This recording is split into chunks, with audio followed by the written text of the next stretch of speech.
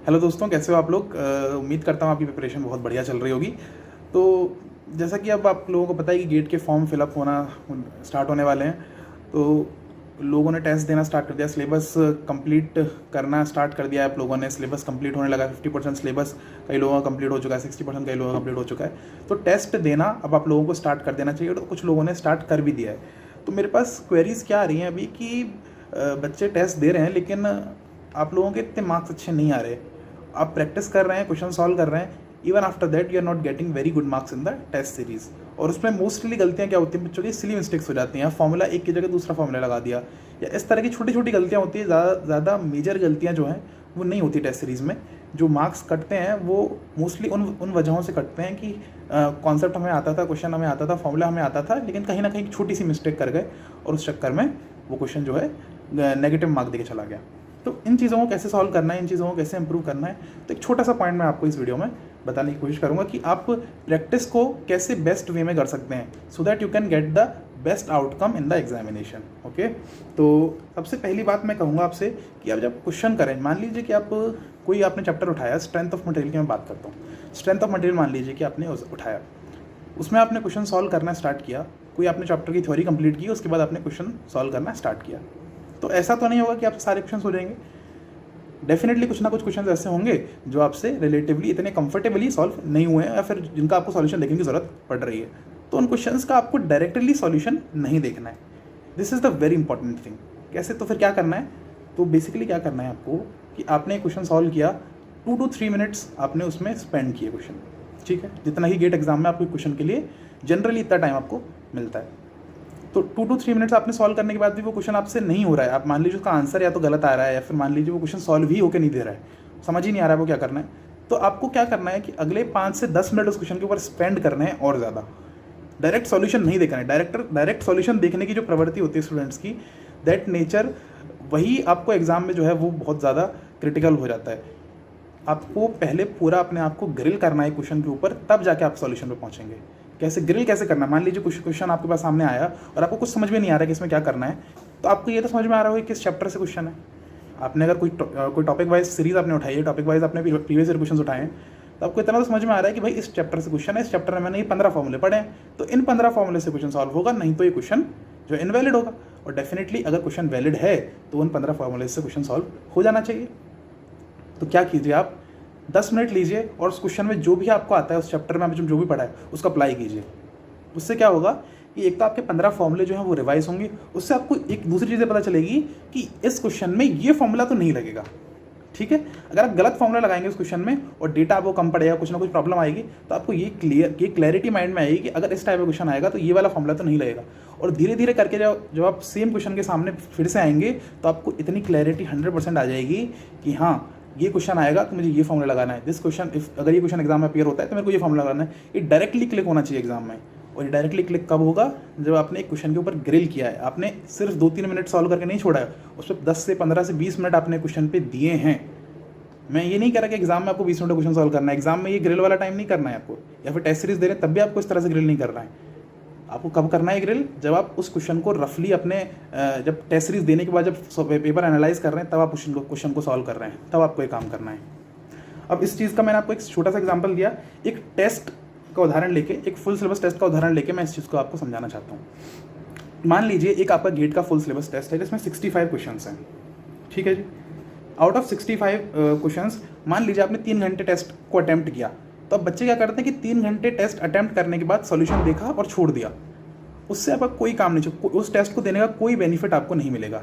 मैं ये कहता हूँ आपसे, क्यों नहीं मिलेगा, तो कैसे बेनिफिट आपको पूरा मिलेगा, कैसे उसका पूरा आउटकम जो है एग्जाम में आपका कन्वर्ट करें, उस चीज़ के लिए आपको बताता हूँ क्या करना है आपको। कि 65 क्वेश्चन आपने किए, मान लीजिए उसमें से 30 क्वेश्चन आपके सही हो गए और 35 क्वेश्चन आपके गलत हो गए। मान लीजिए इनिशियल स्टेज में आप हैं और 30 क्वेश्चन आपके सही हो पाए और 35 क्वेश्चन आपके गलत हो गए। तो अब 35 क्वेश्चन को सही करने का क्या तरीका है कि अगली एग्जाम में कभी 35 क्वेश्चन में एक भी क्वेश्चन आपका अपीयर हो तो वो आगे गलत ना हो। यही तो चाहते हैं हम। टेस्ट सीरीज में अपीयर होने का क्या लॉजिक है हमारा, कि इसमें जो क्वेश्चंस आ रहे हैं एटलीस्ट वो क्वेश्चन आगे कभी हमारे एग्जाम में आए या टेस्ट सीरीज में आए, फर्दर टेस्ट सीरीज में, तो वो गलत ना हो। तो क्या करना है हमको कि ये जो 35 क्वेश्चंस हैं, आफ्टर अटेम्प्टिंग 3 आवर्स टेस्ट, हमको फिर से विदाउट वॉचिंग द सॉल्यूशन देखे बिना ये 35 क्वेश्चंस को फिर से अटैम्प्ट करना है। समझ पा रहे हैं? 35 क्वेश्चंस को फिर से अटैम्प्ट करना है, और फिर से अटैम्प्ट करते टाइम आपको टाइम लिमिट नहीं रखनी है कि 2 मिनट में या 3 मिनट में करना है। आपको आराम से टाइम लीजिए अपना, जितने कॉन्सेप्ट आपने सीखे हैं उस चैप्टर में सब लगाइए, उसमें जो आपका मन करता है उसको अच्छे से सॉल्व कीजिए। आप ये बोल दीजिए कि भाई मैंने जितना मेरा जोर था पूरा लगा लिया, अब ये क्वेश्चन मेरे सॉल्व नहीं हुआ। इस तरह से आपको 35 के 35 क्वेश्चन सॉल्व करने हैं। एटलीस्ट 10 to 15 मिनट्स आपको हर क्वेश्चन में स्पेंड करने हैं कि भाई ये क्वेश्चन सॉल्व होगा तो कैसे, नहीं होगा तो कैसे नहीं होगा। समझ पा रहे हैं? क्योंकि इस तरह से आप ग्रिल करेंगे ना तो आपके फॉर्मूलाज जो है ना वो आपकी टिप्स पर इस तरह से आ जाएंगे कि आपको कभी शॉर्ट नोट्स वगैरह को रटने की ज़रूरत नहीं पड़ेगी। ये ऑलरेडी आपके रटे हुए होंगे, ऑलरेडी आपके टिप्स पे आ जाएंगे, और उसके अलावा आपको पता होगा कि कौन से क्वेश्चन में कौन सा फॉर्मूला नहीं लगाना है। नहीं लगाना ज़्यादा इंपॉर्टेंट है। सिली मिस्टेक से अगर आप बचना चाहते हैं तो ये चीज़ बहुत इंपॉर्टेंट है कि आपको किस क्वेश्चन में कौन सा फॉर्मूला लगाना है, ये एग्जैक्टली आपके टिप्स पर होना चाहिए। ठीक है, तो क्या करना है आपको, 35 क्वेश्चन को आपने 10 to 15 मिनट्स दिए और आपने उस क्वेश्चन को, उन क्वेश्चन को सॉल्व किया। अब 35 क्वेश्चन में से कुछ क्वेश्चन से मान लीजिए अब 15 से 20 क्वेश्चन तो ऐसे होंगे, मैं आपको गारंटी दे सकता हूँ, जो आपको मान 3 से 4 मिनट में आपके इजीली सॉल्व हो जाएंगे। टोटल ये मान लीजिए आपने इन 35 क्वेश्चन पे अप्रॉक्सीमेटली 3 आवर्स आपको और देने हैं। इनिशियल स्टेज की बात कर रहा हूँ, बाद में आपके क्वेश्चन जब ज़्यादा सॉल्व होने लग जाए, 90% ऑफ द पेपर आप खुद ही सॉल्व कर देंगे जब, तब आपको इतनी ज़रूरत नहीं पड़ेगी ऑब्वियसली। तो आपको 3 आवर्स इस पर और स्पेंड करने हैं। तो ये मान लीजिए कि एक 3 घंटे के टेस्ट को देने के लिए आपने 6 घंटे यहाँ पर इन्वेस्ट किए हैं। और इसके अलावा फाइनली जो आपके क्वेश्चंस, जो आपने इतना सारा टाइम स्पेंड कर लिया, उसके बावजूद आपके क्वेश्चंस जो है नहीं हो पाए हैं, आपने पूरा ग्रिल भी कर दिया अपने आप को और सब कुछ आपने लगा दिया अपना, पूरी आपने जो अभी तक लर्निंग्स थी आपकी चैप्टर में सारी आपने यूज़ कर ली, उसके बावजूद आपसे कुछ क्वेश्चंस नहीं होंगे। 8, 10, 15, 20 क्वेश्चन, जितने भी क्वेश्चन ऐसे होते हैं उनके आपको सॉल्यूशंस देखने हैं। उनके आप सॉल्यूशन देखेंगे तो आपको समझ में आएंगे वो सॉल्यूशंस, आपको वो दिमाग में बैठेंगे वो सॉल्यूशंस। 35 क्वेश्चंस जो आपसे नहीं आ रहे हैं उनके एक सांस में आपने सॉल्यूशन देख डाले ना सबके, तो कोई लॉजिक नहीं है सॉल्यूशन देखने का। अगली बार वो क्वेश्चन आएगा आपसे नहीं होगा। कब होगा वो क्वेश्चन? जब आपने उस क्वेश्चन पे अच्छे से ग्रिल किया अपने आप को, अच्छे से अपनी जितनी आपकी अंडरस्टैंडिंग से, जितनी लर्निंग से उसको यूटिलाइज करके उसमें लगाया है, आपने अप्लाई किया है, तब आपको समझ में आया कि हाँ भाई ये एप्लीकेशन मैंने यहाँ पे गलत यूज़ कर लिया, ये एप्लीकेशन इसका यहाँ पर इस तरह से सही इस्तेमाल होना चाहिए था सॉल्यूशन देख के। फिर सॉल्यूशन भी आपको 1 मिनट में समझ में आ जाएगा। सॉल्यूशन में आपको ज़्यादा दिमाग लगाने की जरूरत नहीं पड़ेगी, बस आपको वो पॉइंट समझ में आ रहा है कि हाँ ये चीज़ है जहाँ मुझे ज़्यादा फोकस करने की ज़रूरत है। पॉइंट समझ रहे हैं मेरा? तो आपको जब भी आप कोई क्वेश्चन कर रहे हैं, कोई भी टेस्ट कर रहे हैं, उसको किस तरह से एनालाइज करना है वो भी मैंने आपको इस वीडियो में साथ में बता दिया है कि आपका अगर 3 घंटे का टेस्ट है तो आपको अप्रॉक्सीमेटली 2 से 3 घंटे तो उस पेपर पे, उस टेस्ट पे आपको और इन्वेस्ट करने हैं। किस चीज़ में, किस प्रोसेस में? सिर्फ एनालाइज करके सॉल्यूशन देखना नहीं है। एनालाइज करने का काम सिर्फ सॉल्यूशन देखने को एनालाइज करना नहीं कहते हैं। ठीक है, एनालाइज करना क्या होता है कि जो क्वेश्चन आपसे नहीं बने हैं, जो क्वेश्चन आपसे नहीं आए हैं, उनको फिर से बिना सॉल्यूशन देखे आपको अच्छे से समझना है, अच्छे से करना है खुद से, और उसके बाद आपको सॉल्यूशन पे बढ़ना है। और फिर सॉल्यूशन देखने के बाद थर्ड स्टेप क्या आता है आपका? सॉल्यूशन देख लिया, उसके बाद आपको समझ में आया कि हाँ ये क्वेश्चन ऐसा था जिसमें कॉन्सेप्ट वाकई में बहुत बढ़िया था, और ये क्वेश्चन ऐसा था जिसमें कॉन्सेप्ट तो नॉर्मल था लेकिन सिली मिस्टेक आप कर गए।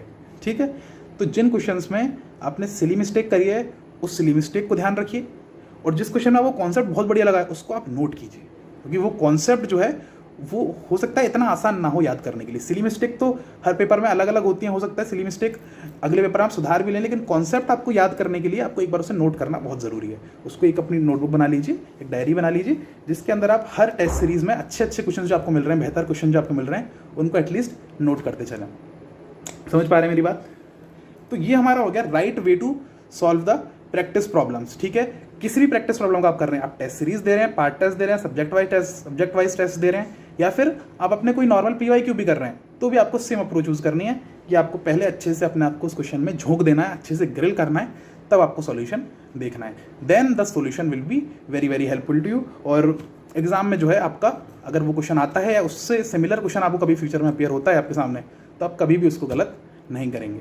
ठीक है, तो ये था हमारा आज का strategy plan. Thank you so much, all the best for examination, keep rocking, thank you. It's time to experience something glorious. Unacademy Combat. Compete, crack, conquer. A challenging GATE contest engineered to give you an experience like none other. Where you put your knowledge to test and battle it out with a test. To bring out the best in you, Unacademy Combat is the most competitive, gamified contest for GATE till date, with the best of the questions by best educators. with detailed video solutions from top educators right after each contest. Combat live with peers to get real-time rankings and win big. Participate in every contest to improve your ratings. Challenging contests every fortnight or alternate Sunday. Live ranking after every question. Big rewards for top rankers. Your passion to crack GATE deserves this. Your hard work towards your dream deserves this. Fuel your inner fire for the ultimate GATE challenge. Unacademy Combat. Register now.